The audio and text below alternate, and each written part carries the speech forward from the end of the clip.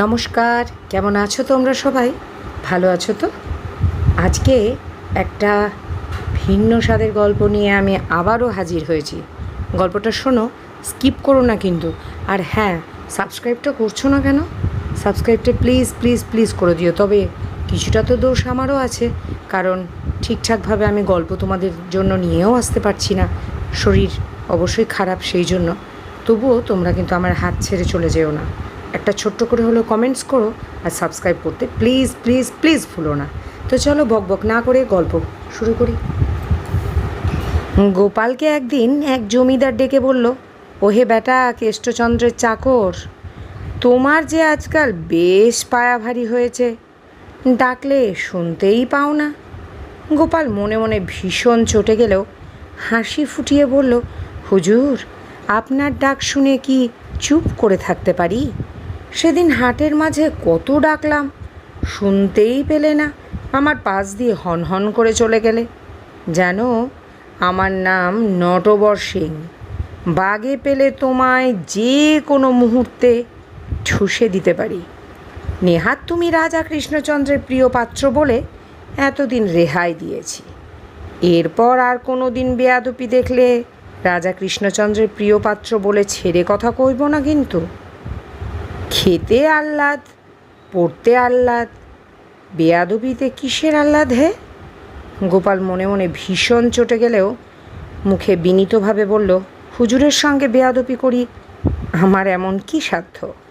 আমার ঘাড়ে তো একটাই মাথা হুজুর। সেদিন আপনি হাটে ডেকেছিলেন বটে, কিন্তু হাটের গণ্ডগোলে আপনার ডাক মোটেও শুনতে পাইনি।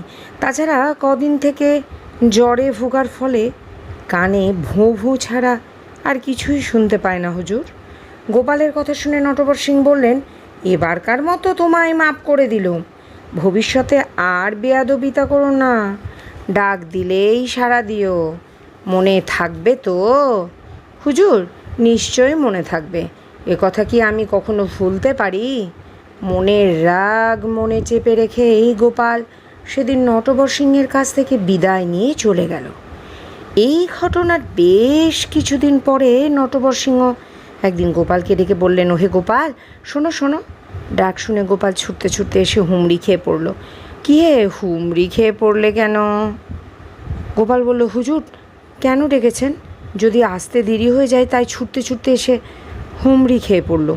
তাড়াতাড়ি না এলে আপনি যদি রেগে যান। নটবর সিং হেসে বললেন, একদিন রেগে গিয়েছিলাম বলে যে রোজ রোজ তোমার ওপর রাগ করব তা কেন? হুজুর কেন ডেকেছেন জানতে পারি কি? গোপাল, তুমি একটা ভালো চাকর জুটিয়ে দিতে পারো, আদেশ করলেই পারি। একটি লোকও হাতে আছে। তবে তবে কি কোনো দোষ টোষ আছে নাকি? তেমন কিছু নয়, একটু আলু দোষ আছে মাত্র। লোকটা সব দিক থেকেই ভালো, তবে ওই একটা দোষ, আলু দোষ। আলু দোষ? চুরি করে আলু খায় বুঝি? তা একটু খাক, আমার একজন চাকরের ভীষণ দরকার। পুরনো চাকরটা দেশে চলে গেছে, তুমি কালই ওই লোকটাকে পাঠিয়ে দিও। যে আজ্ঞে, আমি কালই সে লোকটাকে পাঠিয়ে দেব। উলো গোবিন্দপাড়ার একটি বখাটে ছেলেকে গোপাল চাকর হিসাবে জমিদার নটবর সিংহের বাড়ি পাঠিয়ে দিল। জমিদার সঙ্গে সঙ্গে তাকে কাজে বহাল করে নিলেন। বেশ কিছুদিন পরে জমিদার নটবর সিংহের সঙ্গে গোপালের হাটে দেখা হলো। নটবর সিংহ বললেন, ওহে গোপাল শোনো। বলুন হুজুর, তুমি কেমন লোক দিয়েছ হে? কেন হুজুর, কি হয়েছে? লোকটা অবসর পেলেই শুধু পড়ে ঘুমায়, দরকারের সময় ডাকলে সাড়াও পাওয়া যায় না। গোপাল হেসে বলল, হুজুর আমি তো আগেই বলেছিলাম লোকটার সবই ভালো, কেবলমাত্র একটু আলু দোষ আছে। হুজুর, সকলেই নিদ্রা যায়, কিন্তু নিদ্রা আর আলু দোষে লোকটা নিদ্রালু হয়ে উঠেছে। আবার কয়েক সপ্তাহ পরে নটবর সিংহ গোপালকে বললেন, গোপাল, তুমি একটা লোক দিয়েছ বটে। কেন হুজুর, আবার কি হলো? কি আর হবে, লোকটা বাড়ির চাকর হয়ে বাড়ির জিনিসপত্র দান খয়রাত করা শুরু করেছে। হুজুর, আমি তো আগেই বলেছিলাম লোকটা সবই ভালো, কেবল একটু আলু দোষ আছে, সেই জন্যই সে বেশ দয়ালু হয়ে উঠেছে।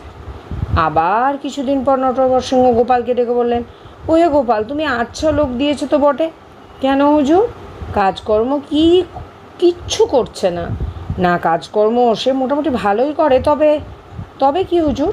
লোকটার বেশ হাত টান আছে। প্রথম যখন এলো তখন তো গোবেচারা বলেই মনে হয়েছিল, এখন দেখছি চুরি চামারি শুরু করেছে। সিংহমশাইয়ের কথা শুনে গোপাল মাথা চুলকে বলল, হুজুর, আমি তো আগেই বলেছিলাম লোকটা সব দিক দিয়ে ভালো, কেবলমাত্র একটু আলু দোষ আছে। সব চাকর বাকরই একটু একটু চুরি করে থাকে, তবে লোকটার তৎসঙ্গে আলু দোষ থাকায় একটু চোরা আলু হয়ে উঠেছে। তাতে আর কি হয়েছে হুজুর? চুরি চামারি করে কি আপনাকে ফুরোতে পারবে? সব ঠিক হয়ে যাবে।